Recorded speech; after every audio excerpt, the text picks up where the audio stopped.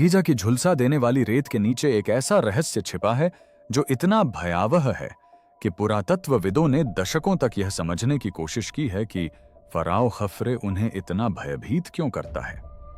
रेत में मिली रहस्यमयी पत्थर की संरचनाओं से पता चलता है कि मिस्रवासी वास्तव में कल्पना से कहीं अधिक बुद्धिमान थे। खफरे की कार्य प्रणालियों, उनकी उपलब्धियों और स्फिंक्स से जुड़ने वाले गुप्त मार्गों के बारे में उनकी खोज ने प्राचीन मिस्रवासियों की क्षमताओं के बारे में हमारी समझ को झकझोर दिया है। ईसा पूर्व तीसरी सहस्राब्दी में यह दुनिया के सबसे बड़े शहरों में से एक रहा होगा।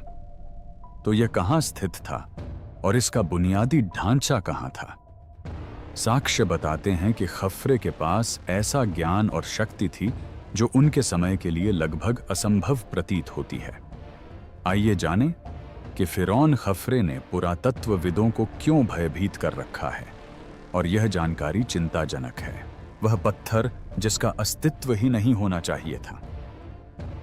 फराओ खफरे के बारे में हमारी समझ में कुछ गंभीर गड़बड़ी का पहला संकेत 1860 में मिला, जब पुरातत्वविद ऑगस्टे मैरियट ने एक ऐसी खोज की जिसने आज भी पुरातत्व जगत को झकझोर रखा है। गीजा में खफरे के घाटी मंदिर के भीतर सदियों से रेत और मलबे के नीचे दबी हुई एक ऐसी मूर्ति थी जिसका अस्तित्व ही नहीं होना चाहिए था। खफरे की बैठी हुई मूर्ति न तो उसके चारों ओर मौजूद चूना पत्थर से तराशी गई थी, न ही उस ग्रेनाइट से जिससे उस युग की अन्य शाही मूर्तियां बनी थीं। इसके बजाय इसे एनोर्थोसाइट नीस से तराशा गया था, जो एक दुर्लभ चमकीला हरा पत्थर है जिसमें जमी हुई बिजली की तरह सफेद धारियां होती हैं। यह सामग्री एक अलौकिक प्रभाव पैदा करती है। कुछ विशेष प्रकाश स्थितियों में ऐसा लगता है मानो यह भीतर से चमक रहा हो। पत्थर की इंद्रधनुषी चमक मूर्ति को लगभग अलौकिक रूप देती है, जो इसे देखने वाले हर व्यक्ति को मोहित कर लेती है। लेकिन पुरातत्वविदों को सबसे ज्यादा डराने वाली बात यह है कि गीजा के आसपास कहीं भी एनोर्थोसाइट नीस मौजूद नहीं है। इसका सबसे निकटतम ज्ञात स्रोत 600 मील से भी अधिक दूर दूसरे जलप्रपात के पश्चिम में स्थित नूबियाई रेगिस्तान के भीतरी इलाकों में है। हम पृथ्वी के सबसे दूरस्थ और दुर्गम वातावरणों में से एक की बात कर रहे हैं, जो प्राचीन मानकों के हिसाब से भी बहुत कठिन है। यह क्षेत्र इतना अलग थलग है कि आधुनिक भूवैज्ञानिक सर्वेक्षणों के लिए भी यहां सुरक्षित रूप से पहुंचने के लिए व्यापक अभियान योजना की आवश्यकता होती है। मूर्ति का वजन कई टन है और इतने विशाल पत्थर को सैकड़ों मील रेगिस्तान पार करके फिर नील नदी के रास्ते गीजा तक ले जाना आधुनिक उपकरणों से भी असंभव लगता है। इस तरह के कार्य में शामिल रसद संबंधी चुनौतियां आज की उन निर्माण कंपनियों के लिए भी मुश्किल पैदा कर देंगी जिनके पास ट्रक, क्रेन और सैटेलाइट नेविगेशन जैसी सुविधाएं उपलब्ध हैं। फिर भी 4500 साल पहले खफरे के निर्माताओं ने न केवल इस दुर्लभ पत्थर को खोजा, बल्कि इसे विशाल दूरियों तक पहुंचाकर मानव इतिहास की सबसे उत्कृष्ट कृतियों में से एक का निर्माण किया। रेत में रहस्यमय पत्थर की संरचनाओं की खोज से पता चलता है कि मिस्रवासी वास्तव में किसी की भी कल्पना से कहीं अधिक प्रतिभाशाली थे। किसी ने भी उनके इस प्रयास की असंभवता पर ध्यान क्यों नहीं दिया? इस परियोजना की सरासर धृष्टता या तो उनकी कार्य प्रणाली में पूर्ण विश्वास को दर्शाती है, या फिर उन क्षमताओं तक उनकी पहुंच को जिनका इतिहासकारों ने कभी दस्तावेजीकरण नहीं किया है। सामग्री का चुनाव आकस्मिक नहीं था। एनोर्थोसाइट नीस को विशिष्ट गुणों के लिए चुना गया था जो मूर्ति की प्रतीकात्मक शक्ति को बढ़ाते थे। हरा रंग मिस्र की धार्मिक मान्यताओं में निहित पुनर्जन्म और शाश्वत जीवन के भावों को दर्शाता था। पत्थर की अत्यधिक कठोरता ने यह सुनिश्चित किया कि मूर्ति हजारों वर्षों तक बिना किसी महत्वपूर्ण क्षरण के सुरक्षित रहेगी। सबसे महत्वपूर्ण बात यह थी कि सामग्री की अनूठी उत्पत्ति शाही शक्ति का प्रदर्शन करती थी, जो ज्ञात दुनिया के सबसे दूरस्थ कोनों तक पहुंच सकती थी। यह खोज उस पहेली की शुरुआत मात्र थी जिसने दशकों से पुरातत्वविदों को उलझा रखा है, क्योंकि अगर खफरे असंभव स्थानों से पत्थर ला सकता था तो वह और क्या-क्या कर सकता था। यह प्रतिमा उन क्षमताओं का प्रमाण है जो किसी भी प्राचीन सभ्यता की सामर्थ्य से परे प्रतीत होती हैं। एक फिरौन की असंभव कल्पना को साकार करते हुए खफरे ने मिस्र पर चौथे राजवंश के दौरान शासन किया। वह काल जब प्राचीन साम्राज्य अपने चरम पर था। उसका पिरामिड गीजा में दूसरा सबसे बड़ा पिरामिड है और माना जाता है कि उसका चेहरा ग्रेट स्फिंक्स में उकेरा गया है। लेकिन नए साक्ष्य बताते हैं कि उनकी वास्तविक शक्ति उनसे पहले या बाद के किसी भी फराओ की तुलना में कहीं अधिक व्यापक थी। पुरातात्विक जांचों से पता चला है कि उनके कार्यों का दायरा प्राचीन मिस्र की क्षमताओं के बारे में मूलभूत मान्यताओं को चुनौती देता है। खफरे का शासनकाल पिरामिड निर्माण तकनीक का चरम था।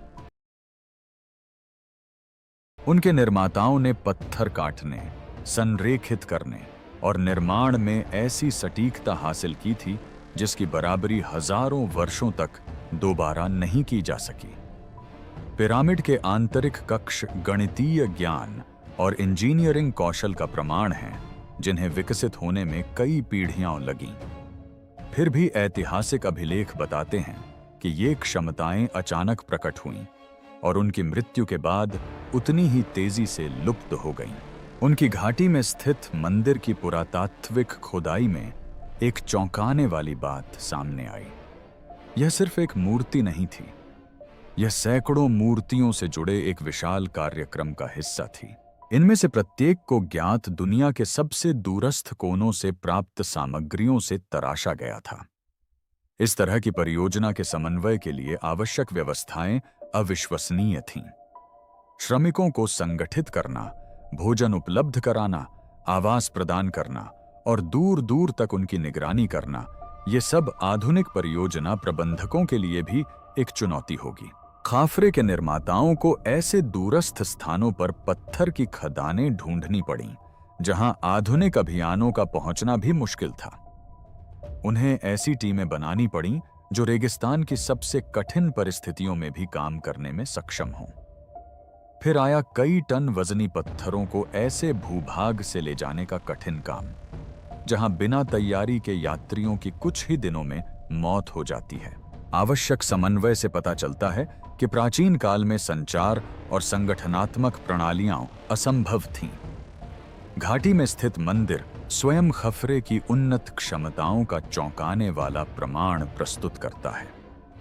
इस संरचना में विशाल ग्रेनाइट ब्लॉकों को मिलीमीटर में मापी गई सटीकता के साथ जोड़ा गया है। पत्थरों में कहीं भी गारे के जोड़ नहीं दिखते। फिर भी भूकंप, बाढ़ और नींव के धंसने के बावजूद वे 4000 वर्षों से अधिक समय से पूरी तरह से संरेखित हैं। निर्माण में प्रयुक्त तकनीकें आज भी रहस्य बनी हुई हैं, जिन्हें आधुनिक इंजीनियर दोहराने का प्रयास कर रहे हैं। मंदिर के अंदर पुरातत्वविदों ने एक कार्यशाला परिसर के साक्ष्य खोजे हैं, जहां दूर की खदानों से लाए जाने के बाद मूर्तियों को अंतिम रूप दिया जाता था। अधूरे टुकड़ों पर औजारों के निशान उन काटने और पॉलिश करने की तकनीकों को दर्शाते हैं जिनके लिए पत्थर के गुणों का विशेष ज्ञान आवश्यक था। कार्यशालाओं में गुणवत्ता नियंत्रण प्रणालियों के प्रमाण मिलते हैं जो एक साथ काम करने वाले दर्जनों मूर्तिकारों के बीच एक रूपता सुनिश्चित करती थीं। जैसे जैसे पुरातत्वविदों ने खफरे की परियोजनाओं का अधिक अध्ययन किया, उन्हें कुछ चौंकाने वाली बातें पता चलीं। इस फराओ के पास उस समय के लिए असंभव लगने वाले ज्ञान और संसाधनों तक पहुंच थी। उसकी योजना की सटीकता, उसके अभियानों का पैमाना और उसके निर्माताओं द्वारा अपनाई गई उन्नत तकनीकें ऐसी क्षमताओं का संकेत देती हैं जिन्हें इतिहासकार आज भी समझने के लिए संघर्ष कर रहे हैं। साक्ष्य केंद्रीकृत नियंत्रण और तकनीकी विशेषज्ञता के ऐसे स्तर की ओर इशारा करते हैं जो आधुनिक औद्योगिक युग तक फिर से उभरकर सामने नहीं आया।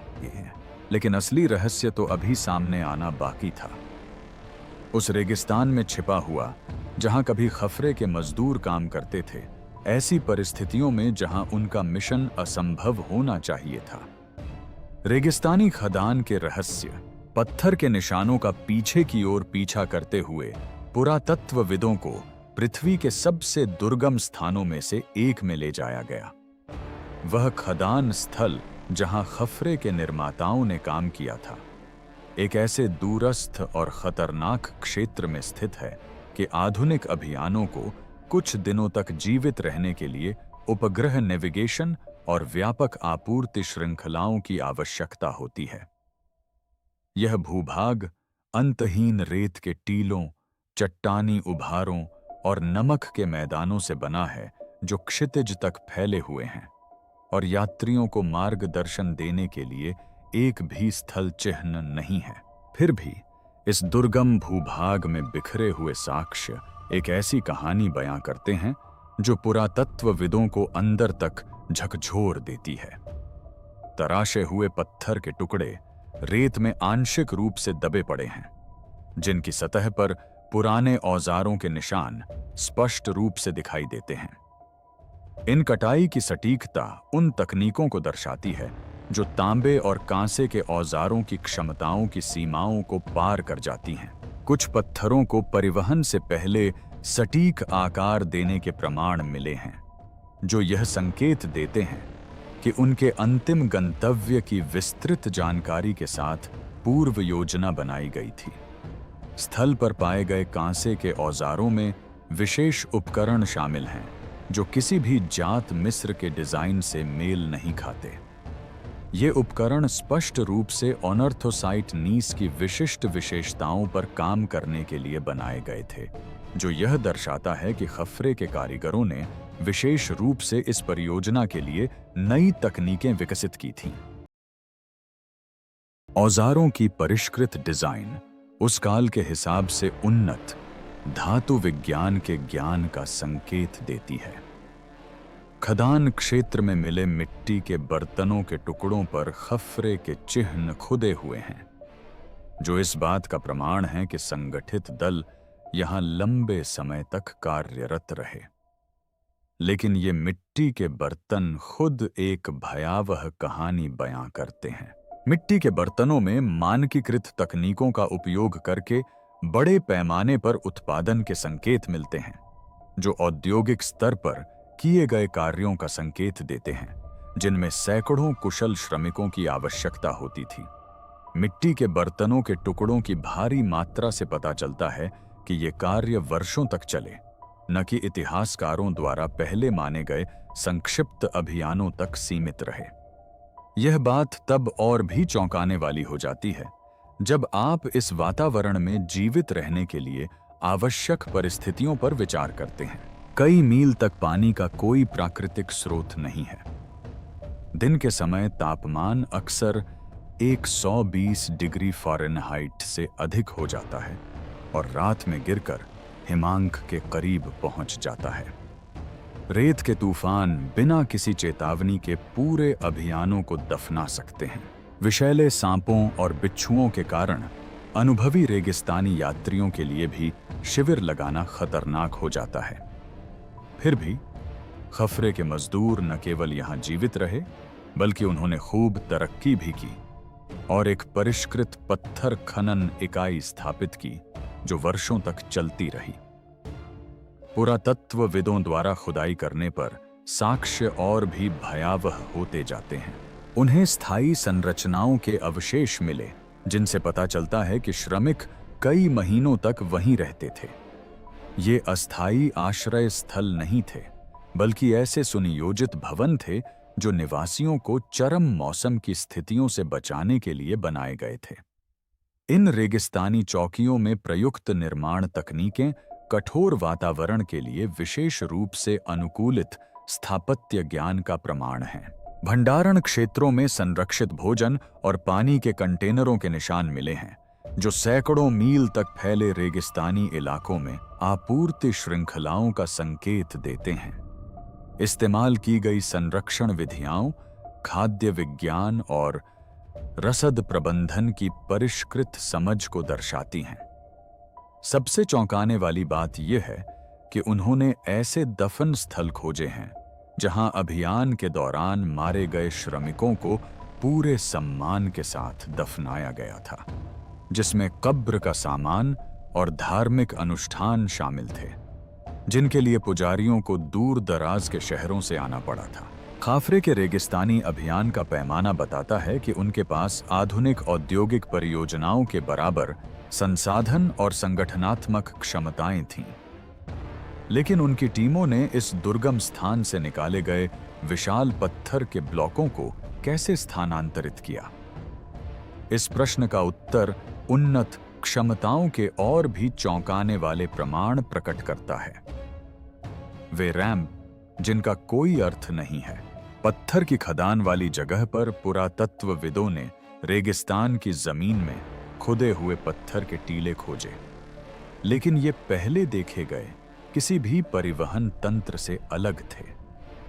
इन टीलों में लंबाई में गहरी समानांतर खांचे बनी हुई थीं, जो प्राचीन मिस्र के निर्माण में इस्तेमाल होने वाली लकड़ी की गाड़ियों के लिए बहुत संकरी थीं। इन खांचों की सटीकता से पता चलता है कि इन्हें नापने के उपकरणों और इंजीनियरिंग ज्ञान का उपयोग करके बनाया गया था, जो उस समय के लिए असंभव लगता है। परंपरागत मकबरे की चित्रकारी में विशाल मूर्तियों को सैकड़ों श्रमिकों द्वारा खींची जाने वाली सपाट स्लेजों पर ले जाते हुए दिखाया गया है, जिनमें घर्षण को कम करने के लिए आगे पानी डाला जाता है। इन प्रसिद्ध चित्रों ने एक सदी से अधिक समय से प्राचीन मिस्र की परिवहन विधियों की पुरातात्विक समझ को आकार दिया है, लेकिन खफरे की रेगिस्तानी खदान में इस तरह की प्रणाली के लिए आवश्यक विशाल कार्यबल का कोई प्रमाण नहीं मिलता है। पारंपरिक सामूहिक श्रम विधियों के साक्ष्यों की अनुपस्थिति पुरातत्वविदों को एक चिंताजनक संभावना का सामना करने के लिए मजबूर करती है। या तो खफरे के श्रमिकों ने अपने स्थलों की अभूतपूर्व रूप से गहन सफाई की, या उन्होंने परिवहन के ऐसे तरीकों का इस्तेमाल किया जिनमें पारंपरिक सिद्धांतों के अनुसार कहीं कम लोगों की आवश्यकता होती थी। इसके विपरीत रहस्यमय ढलाने और उन पर बने विचित्र खांचे किसी अधिक परिष्कृत और रहस्यमय प्रक्रिया की ओर इशारा करते हैं। ये नालियां सटीक मापों के अनुसार बनाई गई हैं, जो किसी विशेष प्रकार के परिवहन वाहन के लिए डिजाइन की गई प्रतीत होती हैं। मीलों तक फैले रेगिस्तानी भूभाग में इन खांचों की गहराई और दूरी एक समान बनी रहती है, जो गुणवत्ता नियंत्रण प्रणालियों का संकेत देती है, जिनसे पूरे परिवहन नेटवर्क में मानकीकरण सुनिश्चित किया गया था। रैंप प्रणाली रेगिस्तान में मीलों तक फैली हुई है, प्राकृतिक भू आकृतियों का अनुसरण करती है और उन स्थानों से जुड़ती है जहां परिवहन के लिए ब्लॉक तैयार किए जाते थे। इन निर्माण स्थलों से पत्थर पर किए गए परिष्कृत कार्यों के प्रमाण मिलते हैं, जहां परिवहन से पहले खदान से निकाले गए खुरदुरे पत्थरों को सटीक माप के अनुसार आकार दिया जाता था। इसमें शामिल इंजीनियरिंग की सटीकता से पता चलता है कि खफरे के निर्माताओं के पास गणितीय और निर्माण संबंधी ऐसा ज्ञान था जिसे इतिहासकार आज भी समझने का प्रयास कर रहे हैं। रैंप के निर्माण के विस्तृत विश्लेषण से ऐसे इंजीनियरिंग सिद्धांतों का पता चलता है जिन्हें सदियों बाद तक औपचारिक रूप से दर्ज नहीं किया गया था। ढलान भारी भार को स्थानांतरित करने के लिए इष्टतम कोणों का अनुसरण करते हैं, साथ ही कटाव और रखरखाव की आवश्यकताओं को भी कम करते हैं। जल निकासी प्रणाली मौसमी बाढ़ के दौरान जल क्षति को रोकती है। सहायक संरचनाएं भारी भार के तहत स्थिरता सुनिश्चित करती हैं। इंजीनियरिंग की परिष्कृत तकनीक प्राचीन निर्माताओं के लिए असंभव लगने वाली विश्लेषणात्मक विधियों तक उनकी पहुंच को दर्शाती है। इससे भी अधिक रहस्यमय बात यह है कि ये ढलानें मौसमी जलमार्गों की ओर जाती हैं जो नील नदी प्रणाली से जुड़ते हैं। इससे पता चलता है कि खफरे के इंजीनियरों ने एक एकीकृत परिवहन नेटवर्क विकसित किया था जो विशाल पत्थरों को भूमि और जल दोनों पर ले जाने में सक्षम था, और इसके लिए उन्होंने ऐसी तकनीकों का उपयोग किया था जो आज भी काफी हद तक अज्ञात हैं। इतनी दूरी तक भूमि और जल परिवहन संचालन को समन्वित करने के लिए आवश्यक समन्वय आधुनिक जहाजरानी नेटवर्क के समकक्ष रसद क्षमताओं को दर्शाता है। इन रैंपों की खोज ने पुरातत्वविदों को एक चिंताजनक संभावना का सामना करने के लिए मजबूर कर दिया। खफरे की सभ्यता के पास उन्नत इंजीनियरिंग क्षमताएं थीं जो इतिहास में लुप्त हो गई हैं। इसके निहितार्थ बताते हैं कि मानव तकनीकी विकास शायद उन प्रगतिशील स्वरूपों का अनुसरण नहीं करता है जिन्हें इतिहासकारों ने माना है। पर्यावरणीय रहस्य। पर्यावरणीय साक्ष्य खफरे की असंभव उपलब्धियों की एक और परत उजागर करते हैं जो पुरातत्वविदों को बेहद परेशान कर देती है। 4500 वर्ष पूर्व के जलवायु आंकड़ों से पता चलता है कि खदान स्थल के आसपास का क्षेत्र आज के कठोर रेगिस्तानी वातावरण से बिल्कुल अलग था। इन परिस्थितियों को समझने से खफरे के कार्य और भी अधिक प्रभावशाली और चिंताजनक हो जाते हैं। खफरे के शासनकाल में जहां अब केवल रेत है, वहां मौसमी जल स्रोत मौजूद थे। प्राचीन जलवायु संबंधी शोध से पता चलता है कि सहारा रेगिस्तान में समय समय पर आर्द्र मौसम आते थे, जिससे विशाल क्षेत्रों में अस्थायी झीलें और नदियां बन जाती थीं। ये जल स्रोत विशिष्ट मौसमों में नियमित रूप से प्रकट होते थे, जिससे लंबी दूरी के परिवहन कार्यों के लिए अवसर मिलते थे। खफरे के योजनाकारों को न केवल इन मौसमी पैटर्न की जानकारी थी, बल्कि उन्होंने अपनी पूरी योजना इन्हीं के आधार पर बनाई थी। उथले भूजल की उपलब्धता के कारण खदान स्थल के पास कुओं का निर्माण संभव हुआ, जिससे लंबे समय तक चलने वाले कार्यों के लिए आवश्यक जल आपूर्ति सुनिश्चित हुई। पुरातात्विक साक्ष्य दर्शाते हैं कि इन कुओं का निर्माण रेगिस्तानी जल विज्ञान की परिष्कृत समझ के साथ किया गया था। पत्थर से बने शाफ्ट सटीक गहराई तक खोदे गए थे, जिनकी गणना इस प्रकार की गई थी कि भूस्खलन या प्रदूषण के बिना भूमिगत जल तक पहुंचा जा सके। इस कुएं का निर्माण प्राचीन निर्माताओं के लिए उन्नत भूवैज्ञानिक ज्ञान का प्रमाण है।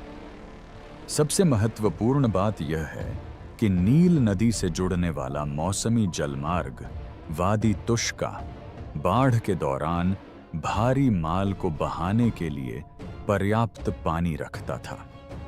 यह प्राकृतिक परिवहन गलियारा वर्ष के कुछ विशेष समयों में ही अस्तित्व में आता था, जब नील नदी का बाढ़ का पानी रेगिस्तानी घाटियों में भर जाता था। समय का सटीक होना आवश्यक था, जिसके लिए खफरे के योजनाकारों को सैकड़ों मील दूर घटित होने वाले जल चक्रों के साथ खनन कार्यों का समन्वय करना पड़ा। खफरे के इंजीनियरों ने न केवल अपने परिवेश के अनुकूल खुद को ढाला, बल्कि उन्होंने मौसमी जल विज्ञान के सटीक ज्ञान के आधार पर अपने पूरे ऑपरेशन की योजना बनाई। उनका समय बिल्कुल सटीक होना जरूरी था, क्योंकि उन्हें जल स्तर, बाढ़ चक्र और परिवहन के उन अवसरों के साथ खनन कार्यों का समन्वय करना था जो वर्ष के विशिष्ट समयों में ही उपलब्ध होते थे। आवश्यक पर्यावरणीय पूर्वानुमान का स्तर मौसम विज्ञान के ऐसे ज्ञान को दर्शाता है जो आधुनिक काल तक औपचारिक रूप से विकसित नहीं हुआ था। विस्तृत रूप से देखने पर समन्वय और भी अधिक प्रभावशाली प्रतीत होता है। मौसमी बाढ़ से महीनों पहले ही पत्थर की खुदाई शुरू करनी पड़ती थी ताकि पानी का स्तर पर्याप्त रहने के संक्षिप्त समय के दौरान पत्थरों को परिवहन के लिए तैयार रखा जा सके। भूमि और जल परिवहन के बीच आवागमन को सुगम बनाने के लिए परिवहन मार्ग पर कई स्थानों पर कार्य दल तैनात किए गए थे। आपूर्ति श्रृंखलाओं को भोजन, औजार और सामग्री को विशाल दूरियों तक समयबद्ध तरीके से पहुंचाना था ताकि संसाधन ठीक उसी समय पहुंचें जब उनकी आवश्यकता हो। आवश्यक पर्यावरणीय नियोजन का स्तर यह दर्शाता है कि खफरे की सभ्यता के पास मौसम विज्ञान और जल विज्ञान का ऐसा ज्ञान था जो मिस्र में सदियों तक बेजोड़ रहा। जलवायु, जल चक्र और परिवहन व्यवस्था के बीच जटिल संबंधों को वे इतनी अच्छी तरह समझते थे कि वे विशाल दूरियों में परियोजनाओं को क्रियान्वित कर पाते थे। ऐसा प्रतीत होता है कि यह ज्ञान विशेष रूप से खफरे की परियोजनाओं के लिए विकसित किया गया था और उनकी मृत्यु के बाद पूरी तरह लुप्त हो गया। जलवायु संबंधी रिकॉर्ड बताते हैं कि खफरे के कार्यों को संभव बनाने वाली पर्यावरणीय परिस्थितियां केवल थोड़े समय के लिए ही मौजूद थीं। पूर्ववर्ती और परवर्ती राजवंश ऐसी परियोजनाओं को अंजाम नहीं दे सके होंगे क्योंकि उनके शासनकाल में आवश्यक जल स्रोत उपलब्ध नहीं थे। इससे पता चलता है कि खफरे के योजनाकारों को दीर्घकालिक जलवायु पैटर्न की समझ थी और उन्होंने अपने कार्यों को अनुकूलतम परिस्थितियों के अनुरूप निर्धारित किया था जो केवल उनके विशिष्ट कालखंड में ही पाई जाती थीं। उनकी निर्माण क्षमताओं के प्रमाणों के साथ मिलकर यह पर्यावरणीय निपुणता और भी अधिक चिंताजनक हो जाती है। खफरे के निर्माता वर्षों पहले ही मौसमी स्थितियों का पूर्वानुमान लगा सकते थे, प्राकृतिक चक्रों के आधार पर जटिल रसद योजना बना सकते थे और विशाल परियोजनाओं को इतनी सटीकता से अंजाम दे सकते थे कि आधुनिक योजनाकारों के लिए भी ऐसा करना मुश्किल है। इससे यह संकेत मिलता है कि प्राचीन सभ्यताओं के पास ऐसी विश्लेषणात्मक क्षमताएं थीं जो असंभव प्रतीत होती हैं। स्फिंक्स से संबंध। फिरौन खफरे से जुड़े रहस्य उनकी पत्थर परिवहन की असंभव विधियों से कहीं आगे तक फैले हुए हैं। हालिया जांचों में स्फिंक्स के नीचे गुप्त रास्तों के प्रमाण मिले हैं। ये सुरंगें संभवतः गीज़ा में खफरे के विशाल निर्माण परिसर से जुड़ी हो सकती हैं। इन खोजों से खफरे की वास्तविक क्षमताओं और उनकी निर्माण परियोजनाओं के विस्तार से संबंधित सवालों में एक और चिंताजनक पहलू जुड़ गया है। अधिकांश पुरातात्विक विश्लेषणों के अनुसार स्फिंक्स पर खफरे का चेहरा अंकित स्थित है। इस स्मारक के निर्माण में भारी मात्रा में चूना पत्थर को स्थानांतरित करना पड़ा और यह उनकी अन्य परियोजनाओं में पाई जाने वाली सटीक इंजीनियरिंग का ही उदाहरण है।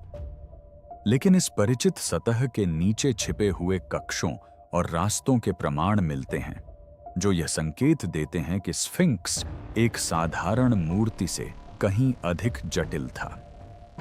1837 के ऐतिहासिक वृत्तांतों में एक फ्रांसीसी उत्खनन का वर्णन है जिसमें कर्नल हॉवर्ड वीस की उपस्थिति में स्फिंक्स के नीचे एक गुप्त प्रवेश द्वार का पता चला था।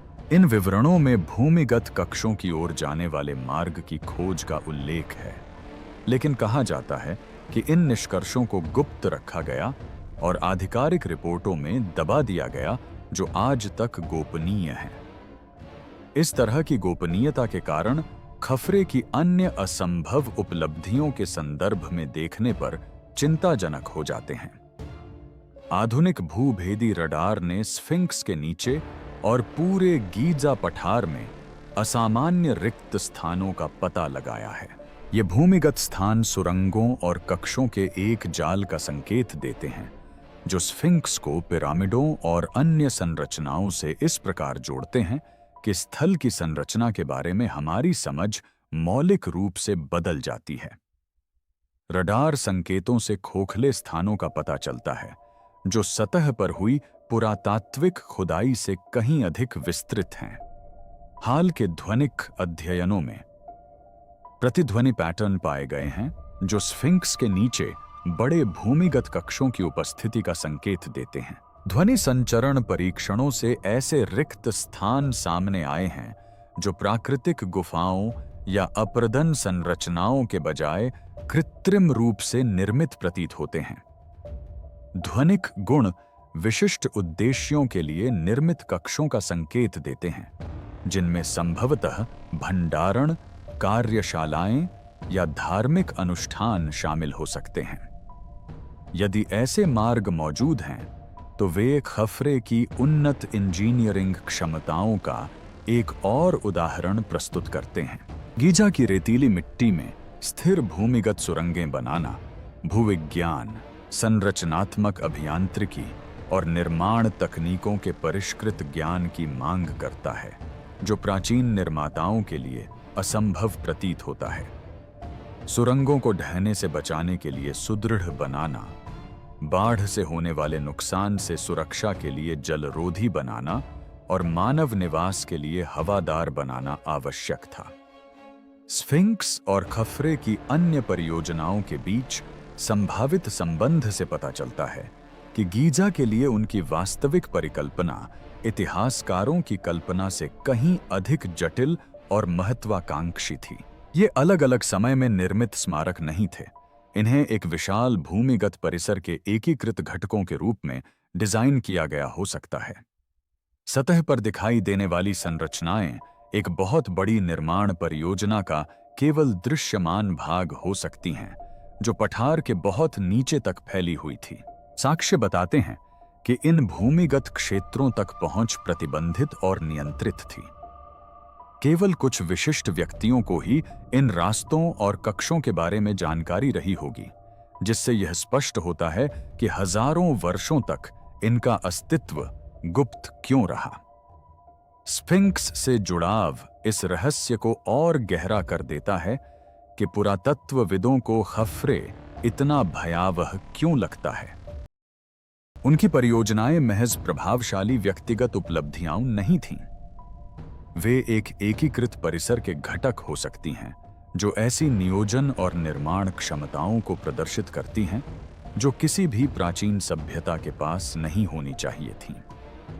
खोए हुए ज्ञान का आतंक।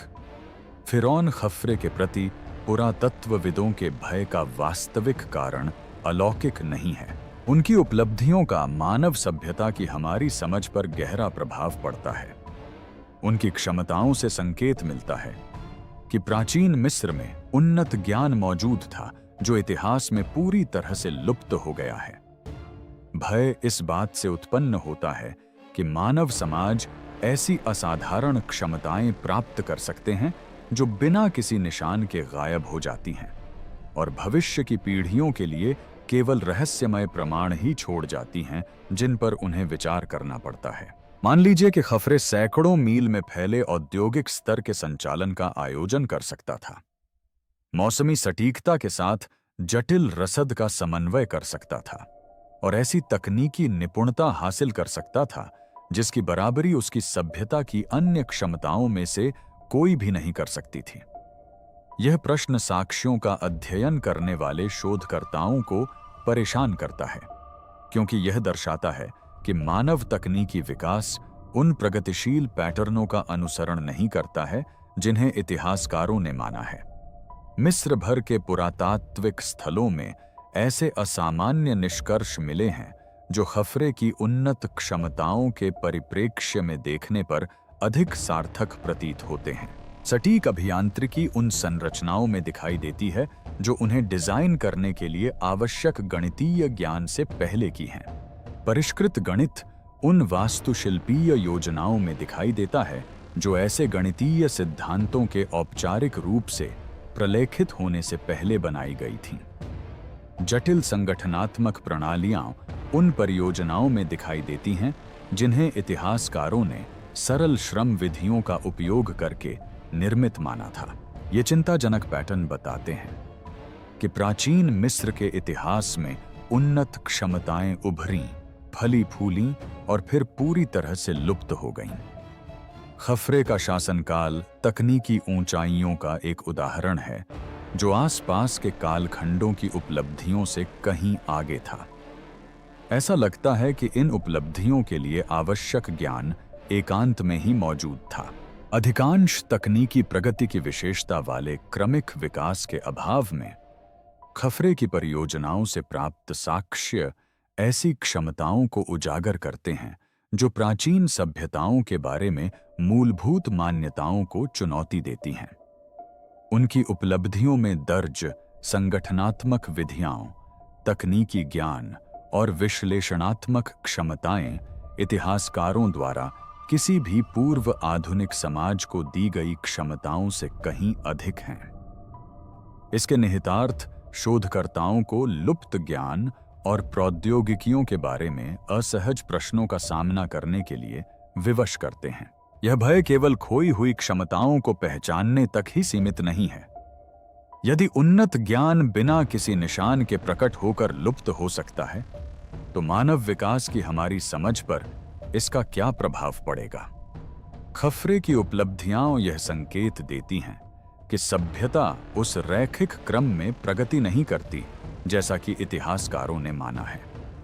उन्नत क्षमताएं अचानक प्रकट हो सकती हैं, थोड़े समय के लिए फल फूल सकती हैं और फिर पूरी तरह से लुप्त हो सकती हैं। भविष्य के पुरातत्वविदों के लिए केवल रहस्यमय प्रमाण छोड़ सकती हैं, जिन पर वे विचार करते रहेंगे। खफरे की उपलब्धियों को दोहराने के आधुनिक प्रयास, जिनमें उस समय के उपयुक्त औजारों और विधियों का उपयोग किया गया है, उनके निर्माताओं द्वारा प्राप्त परिणामों से लगातार कमतर साबित होते हैं। इससे पता चलता है कि उनके श्रमिकों के पास ऐसा ज्ञान और तकनीकें थीं जो व्यापक पुरातात्विक जांच के बावजूद अज्ञात बनी हुई हैं। जैसे जैसे और अधिक प्रमाण मिलते जा रहे हैं, प्राचीन मिस्रवासियों की क्षमताओं के बारे में इतिहासकारों की धारणाओं और खफरे की वास्तविक उपलब्धियों के बीच का अंतर बढ़ता जा रहा है। चिंताजनक सच्चाई यह है कि मानव तकनीकी विकास इतिहासकारों द्वारा माने गए रैखिक क्रम का अनुसरण नहीं कर सकता है। उन्नत क्षमताएं उभर सकती हैं, फल फूल सकती हैं और फिर पूरी तरह से लुप्त हो सकती हैं, जिससे भविष्य की सभ्यताओं के लिए केवल रहस्यमय प्रमाण ही रह जाते हैं। खफरे की असंभव उपलब्धियां उन ऊंचाइयों का एक उदाहरण है जो आसपास के कालखंडों की उपलब्धियों से कहीं आगे थीं। इसके निहितार्थ मिस्र विज्ञान से कहीं अधिक व्यापक हैं। यदि खफरे की सभ्यता के पास ऐसा ज्ञान था जो अब लुप्त हो चुका है, तो अन्य कौन सी प्राचीन सभ्यताओं ने ऐसी क्षमताएं हासिल कीं जो इतिहासकारों द्वारा मान्यता प्राप्त क्षमताओं से कहीं अधिक हैं? यह पैटर्न दर्शाता है कि मानव विकास में ऐसे उतार चढ़ाव शामिल हैं जिन्हें पारंपरिक ऐतिहासिक वृत्तांतों ने पूरी तरह से नजरअंदाज कर दिया है। खफरे की विरासत हमें लुप्त ज्ञान, भूली हुई तकनीकों और इस संभावना से जुड़े असहज प्रश्नों का सामना करने के लिए विवश करती है कि प्राचीन सभ्यताओं ने पारंपरिक पुरातत्व द्वारा स्वीकार किए गए ज्ञान से कहीं अधिक उपलब्धियां हासिल कीं। उनकी अविश्वसनीय उपलब्धियां मानव क्षमता के स्मारक के रूप में खड़ी हैं, जो समय के साथ लुप्त हो गई है और पुरातत्वविदों को इस बात से भयभीत कर रही हैं कि और क्या-क्या बिना किसी निशान के गायब हो गया होगा। रेत के नीचे और कौन से रहस्य दबे हुए हैं जो अतीत के बारे में हमारी सहज धारणाओं को चुनौती देने की प्रतीक्षा कर रहे हैं? और यदि ऐसी उन्नत क्षमताएं 4500 वर्ष पूर्व मौजूद थीं, तो उस ज्ञान का क्या हुआ जिसने उन्हें संभव बनाया?